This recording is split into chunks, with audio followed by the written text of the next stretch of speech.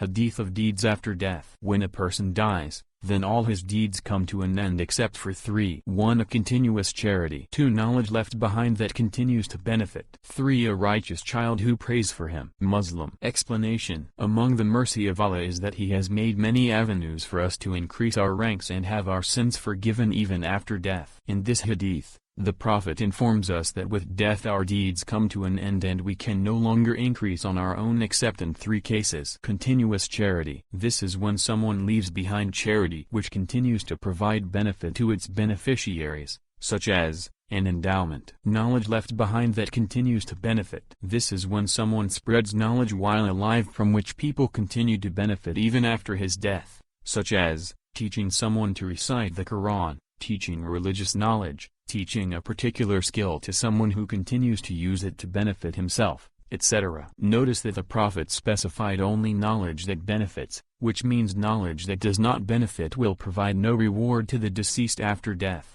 A righteous child who prays for him. This is when a righteous child left behind continues to supplicate for their parent even after death. Notice that the Prophet specified children who are righteous, which means the opposite types will not benefit their parents after death. Parents benefit from the good deeds of their children after death even if they do not supplicate for them, but the Prophet specifically mentioned supplication in order to encourage children to pray for their parents after their demise. This is the same as someone who plants a fruit tree and is rewarded for anyone who eats from its fruits whether the eater supplicates for him or not. It should be noted that these three deeds are not the only types that benefit the dead, because there are other hadiths which state if someone started something good and others followed, then the initiator will be rewarded not just for his own action but for even those who follow him/her in it. See Hadith number 36 below. Perhaps the Prophet specified these three deeds only because they establish a basis for goodness and is what most people of virtue intend to leave behind after their deaths. This hadith teaches us a number of lessons: to do good to parents even after their deaths by supplicating for them, to teach beneficial knowledge and spread it among the people, to invest in charities that will continue to provide benefit even after death, to raise righteous children so that they may benefit us after death when we will not be able to do anything for ourselves.